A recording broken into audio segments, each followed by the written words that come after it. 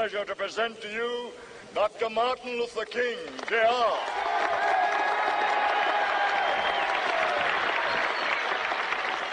Let us not wallow in the valley of despair. I say to you today, my friend, so even though we face the difficulties of today and tomorrow, I still have a dream. It is a dream deeply rooted in the American dream.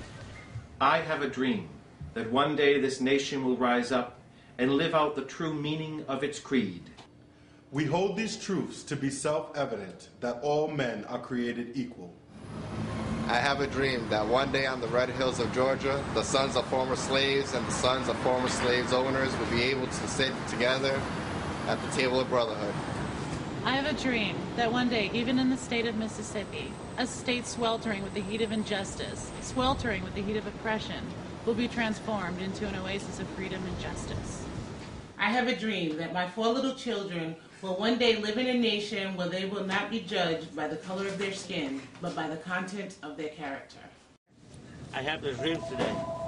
I have a dream that one day every valley shall be exalted, and every hill and mountain shall be made low, the rough places made plain, and the crooked places will be made straight.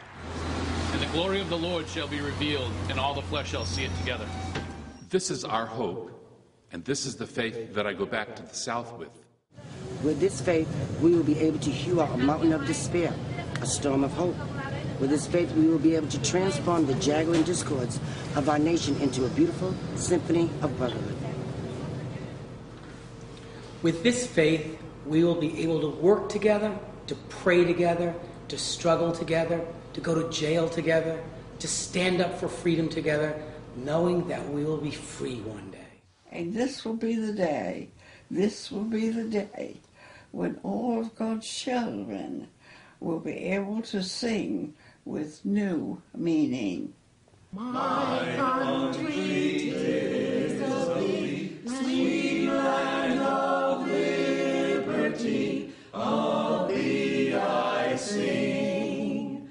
Land where my fathers died, land of the Pilgrim's bride, from every mountainside, let freedom ring. And if America is to be a great nation, this must become true. And so let freedom ring from the prodigious hilltops of New Hampshire. Let freedom ring from the mighty mountains of New York. Let freedom ring from the heightening Alleghenies of Pennsylvania. Let freedom ring from the snow-capped Rockies of Colorado.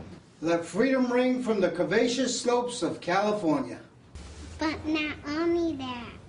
Let freedom ring from the Stone Mountains of Georgia. Let freedom ring from Lookout Mountain of Tennessee. Let freedom ring from every hill and molehill of Mississippi. From every mountainside, let freedom ring. And when this happens, when we allow freedom to ring, when we let it ring from every village and every hamlet, from every state and every city, we will be able to speed up that day when all of God's children, black men and white men, Jews and Gentiles, Protestants and Catholics, will be able to join hands and sing the words of the old Negro spiritual. Free at last! Free at last! Thank God Almighty, we are free at last.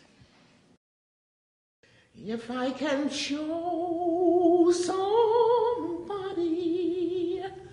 he is traveling wrong, if I can do my duty as a Christian ought, then my living shall not be in vain.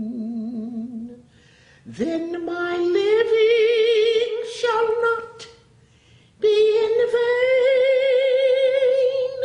Then my living shall not be in vain. If I can help somebody as I pass along, then my living shall not, then my living shall not, then my living shall